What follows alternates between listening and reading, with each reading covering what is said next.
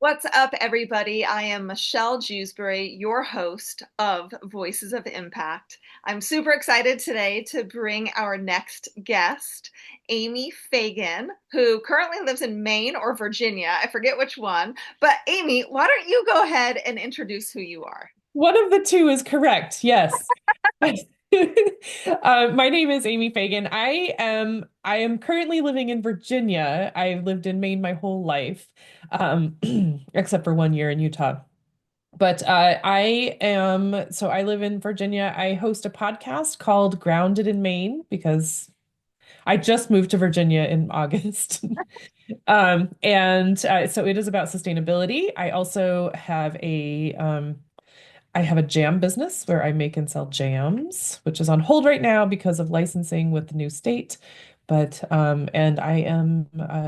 got some new plans in my new space, but I have, you can see back in, but I see the doggy. Yep, there's a doggy back there. I love it. I moved here. Oh gosh, look at what I did.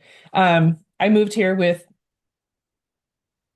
my dog, my cats, and my chickens, and I don't know why that's all weird now. There. It's weird. Like I think I might be haunted here. Uh-oh. Mm. But so I moved, I don't know, I don't even know how many states it is, but it was like, it's like 750 miles with my dog, my two cats, and it was five chickens then. Okay, that's a So lot. so Okay, it's just us. I have a feeling we're going to dive into a lot of stuff here. So, why don't we start with your jam business? Okay. So why did you get into making jam? So I got into canning and preserving for one many, many years ago. I lived on a farm with some friends and they taught me how to do that. And then I got a house with my now ex-husband. And so he made pretty good money. I did not make really great money. So I was like, if I can actually like grow the food in our garden and then preserve the food, it's like making money. Saving money is like making money. So that was my contribution. And my sister got married in 2014. And as a gift for them, I made little jars of jam for all of their guests. And they were like, Amy, you have to do this. Like, this is amazing. And I was like, absolutely not. Like, this is not my thing. I am not a business person. No. But then so I um fast forward 2019, I was in a car accident and I was out of work for 4 months. And so, while you're out of work, you can't walk or, I had to have foot surgery. So, you're not allowed to walk and blah, blah, blah. People are like, are you catching up on Netflix and whatever? I'm like, absolutely not. I have no interest in being like a couch potato. So Mhm. I was doing like workshops and webinars and stuff like that. And I was listening to a podcast. So I was listening to a podcast that said you don't need to know everything before you start. Like you don't need to be a professional before you start something. And so that got me really jazzed up. I was like, I have nothing better to do than sit on hold with the state of Maine and wait for them to answer my questions and get licensing and stuff. So by the time I was able to walk again, I had a kitchen set up because I had to rent a kitchen and I had all my jars and stuff and my licensing, everything was set up. So the first day that I was able to walk, I was ready to go in the kitchen and start making jam. Oh, that's awesome. I'm gonna have to order some of your jam. I'm sure you have an online presence. I do. There's no, I mean, because I'm in the middle of getting my licensing, Okay. but totally, yeah. Yeah. Uh yeah, for sure. It's amy'sgardenjam.com. Perfect. But amy'sgardenjam.com. Yeah, yeah. That's awesome. I love that. I'm gonna make sure to go on there because I love homemade jam. And what I particularly remember is during Thanksgiving, my aunt would always host Thanksgiving dinner, and she would always make this jam and cream cheese dip, right? And the Mm. jams are so good when they're like homemade, maybe a little Mm. spicy, things like that. I love jam. So Yeah. you can use jam for almost anything from pies to croissants and baked goods. Ice cream topping. There you go, right? All of On your toast. I love it. I love it. So let's backtrack a little bit. You said that you grew up on a farm. I didn't grow up on a farm. I grew up not in a farm, but I had friends that lived on a farm. And so I was like, I don't know why the video is doing weird things. Um, I swear I didn't touch anything. Uh, I have friends that lived on a farm and I rented some space from them. Okay, got it, got it. Oh, there we go. All right, we're moving again. I love this, right? So you rented space from them. You had friends that lived on a farm. So you lived close to them with your mom and dad, siblings, a lot of siblings, No, just one. just one. Okay, all right. Um, Tell me a little bit about your childhood. I I don't really remember my childhood, Okay, to okay. be honest. I mean, there are some moments that I remember, but most of it I don't. It was apparently traumatic, and that was how I dealt with it. Um, And oftentimes it's interesting when we go through trauma, we tend to forget. So I'm a survivor of domestic violence. I grew up in a great household, but years later, when I was in my mid 20s, I got myself trapped in a very abusive relationship.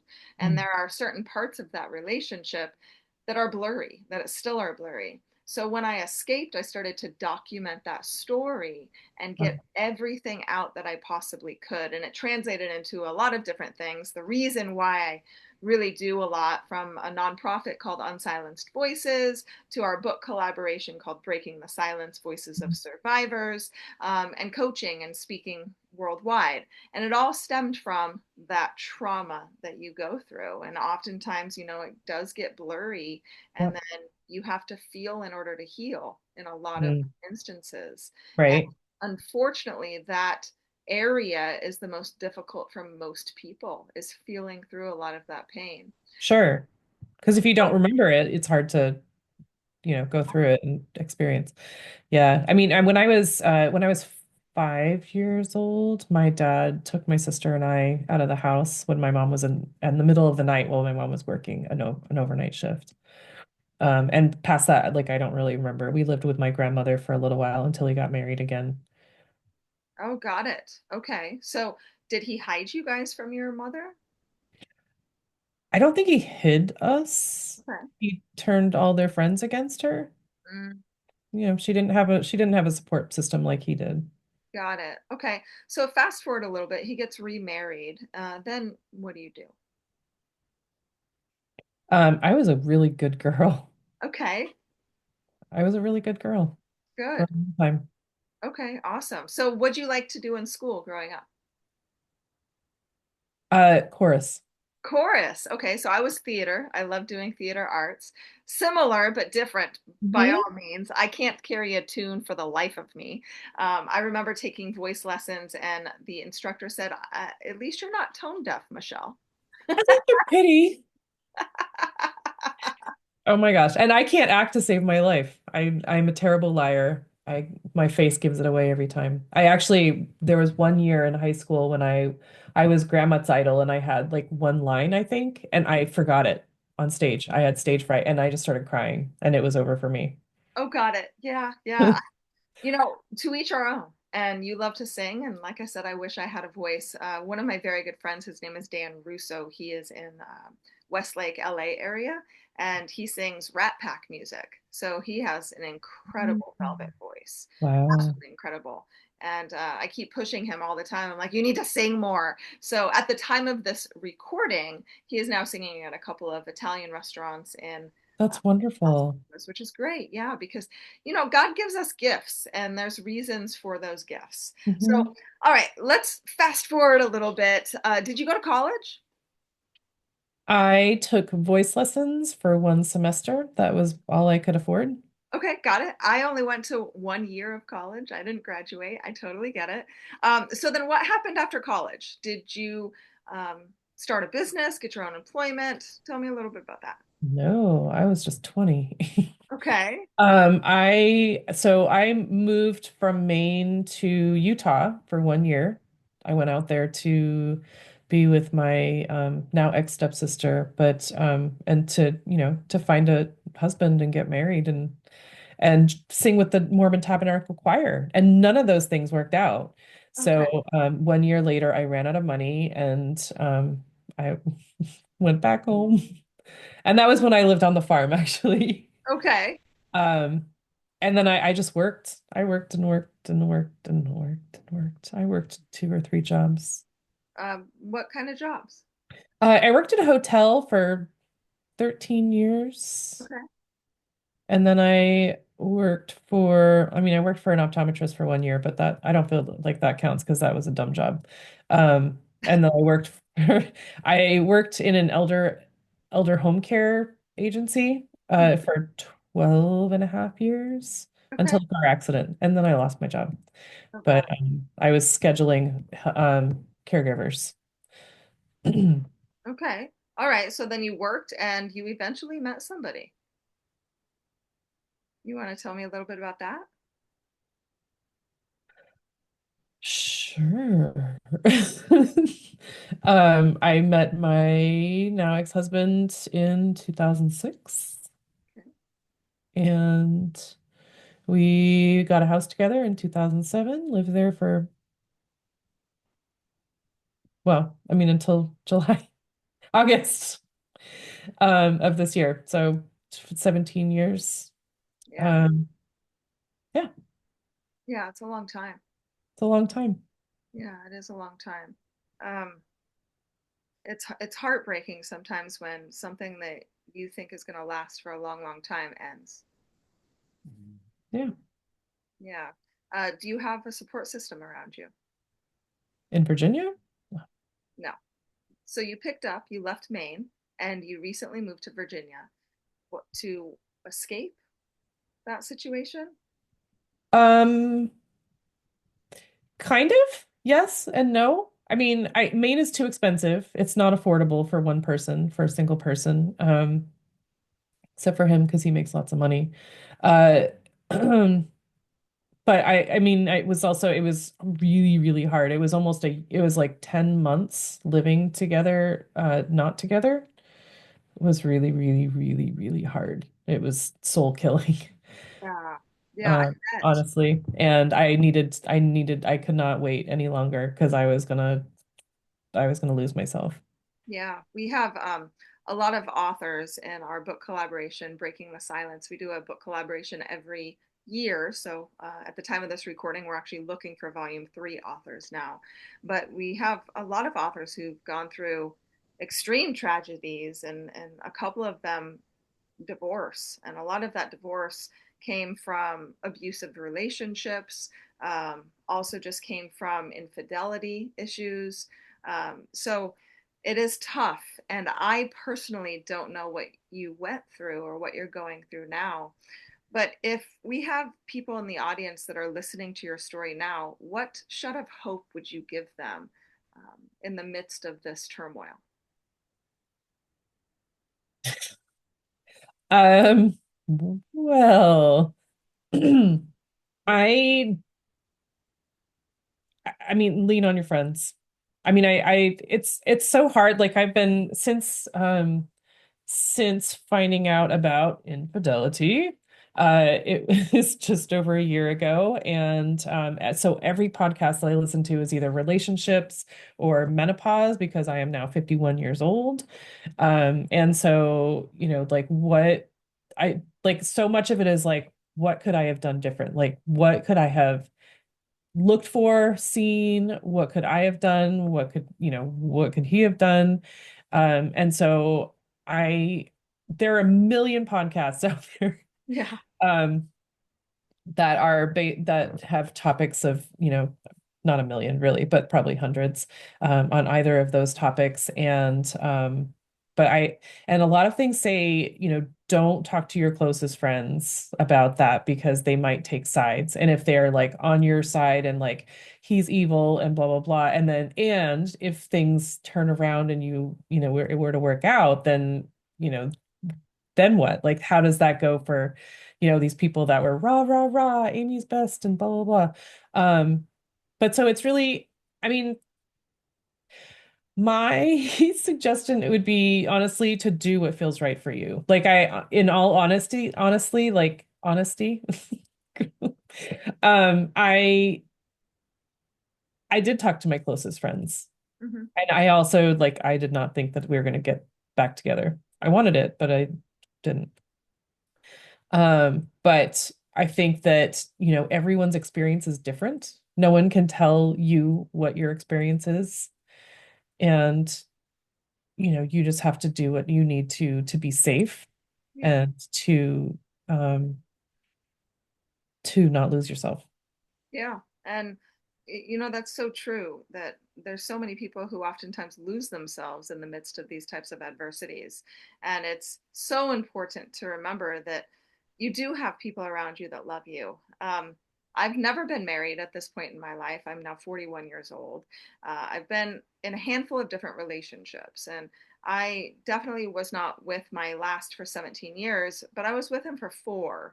And it's interesting, all of our friends took sides. Hmm. A lot of them chose his side in this situation, but it's hard because I don't want to hurt him, and it's not like he actually did anything tragic to me, but it just didn't work out, and it broke his heart, and it's absolutely struggling for me, and I'm sure for you to work through some of those issues, some of those things that have come up, and infidelity is so hard. And when somebody violates that trust, it is gut wrenching. And I'm assuming that's what you're going through right now. And Amy, I want to tell you how strong you are for picking up and saying, no more. And I'm going to move away and I'm going to start on my own and I'm going to figure this SHIT out and I'm going to do it because that's what you're doing right now is you are figuring it out despite what it is that you've gone through. You're not allowing those circumstances to define who you are. So, Amy, what is next for you? Um, Not a relationship. I'm saying never again. I say that. I could be wrong, but that's how I feel. In this area where I'm in rural Southern Virginia, and I don't know if it's because now I have like space to think about stuff. I don't know what it is, but like I'm having all these ideas, and maybe it's just that they need a lot of help, but there are so many things that I am thinking about doing. I'm trying to ramp up the jam business. I still have the podcast. Um, and I'm thinking about opening up a store Yeah, that's super awesome. You laugh at that, but it's super awesome, Amy. and starting some community gardens, in my spare time. But I have all these ideas that just like would help the community and also make things easier for myself.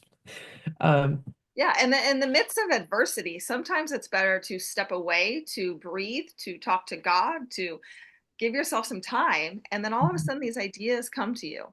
And my beliefs is that God gives you these ideas and he wants you to take action on them. So you have now this action plan in front of you. You don't know the how. Oftentimes we don't. Sometimes we just see that next step, but we don't know if there is a river behind that next step or huge waves and an ocean that's going to take us away, or if right? that next step is going to lead us even to another bigger step, right? But it's just saying yes. And you are in that midst right now of, okay, I'm going to say yes. I'm going to try my hand at all these new things and I'm going to do it. Because right now, Amy, you don't have another choice. I know. I Yeah. know that's true. I mean, yeah. I mean, so the hardest, well, there's not really a hardest, but like on top of, the divorce and the move, like I am also losing my job because I moved. So like I have a work from home job and it was going just fine and you know and and once I went under contract, my boss was like, "Yeah, we can't support you in another state. We want you to be closer." Like that would be really helpful to know before. Before you left, for Yeah, sure. so they gave me a 6 month extension and that comes up soon. But it's possible that I might keep my job. I don't know. I don't know if I want to, if I even want to. But I am there's a group in this area, like a small business entrepreneurial group. I don't know. And I did an entrepreneur workshop, like a day-long workshop back in October. And so now I'm like in with them and they have a 16-week entrepreneurial workshop like every week. And I will learn all the ins and outs of business and you know, find out about funding and stuff like that. So, maybe the store is not completely out of the question.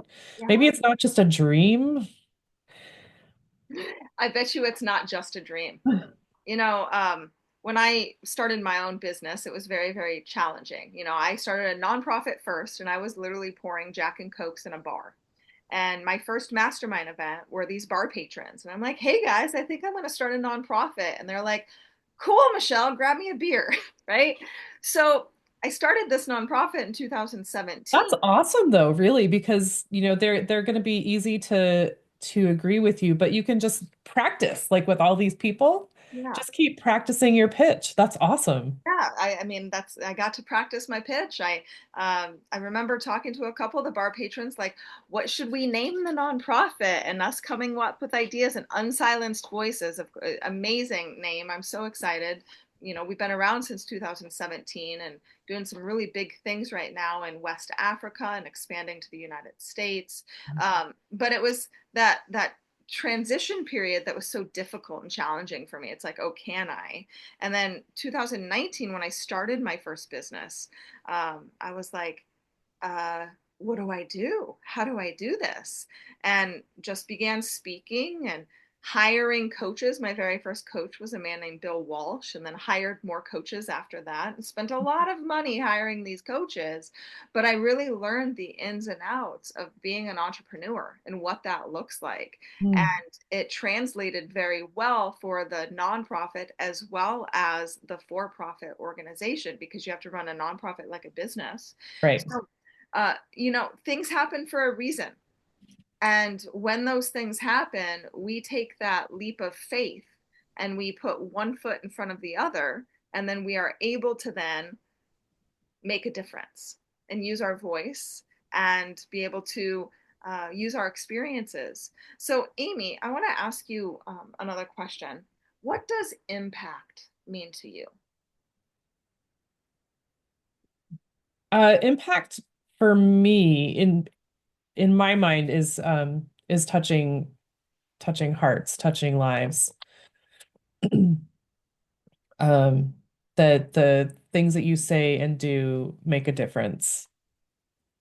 Yeah, the things you say and do make a difference, Amy. And for everybody out there listening, right? The things that you speak about and the things that you tell yourself oftentimes, it makes a difference. And we are our own worst critics. And That we is true. have to stop being our own worst critics, right? When we close our mouth and we only listen to the little voice in our head, we need to start to control that thought, right? Control the words coming out. And when we start to do that, then we actually start to control the words that come out of our mouth towards other people, for other people, and we really can make a difference. One person can stand up and make a significant difference just based off of their experiences. So, Amy, how can people find you? What is that website again? The website is amysgardenjam.com. Okay, I am most active on Instagram, and that is Grounded in Maine podcast. awesome. Yeah, I love that. And then you have your own podcast, Grounded in Maine. Briefly tell me what that's about. We only have just another couple minutes. Oh gosh. So Grounded in Maine is a an open conversation about how we show up for the world. It is talking to people all over the world about what they're doing in the sustainability realm to help to be part of the solution of climate change. Oh, and climate change. That's definitely something we should have talked about from the very beginning. So I might have to have you back at some point. But, ladies and gentlemen, if you are listening, just remember in the midst of adversity, there's opportunity. And even though there may be hardship, and even though our journeys look different and there are ups and downs, there is always a purpose. There's always a mission. There's always something, a call to action that you can do, and you can use your voice, you can make a difference, because that difference can be impact. And this is Voices of Impact. Bye, guys.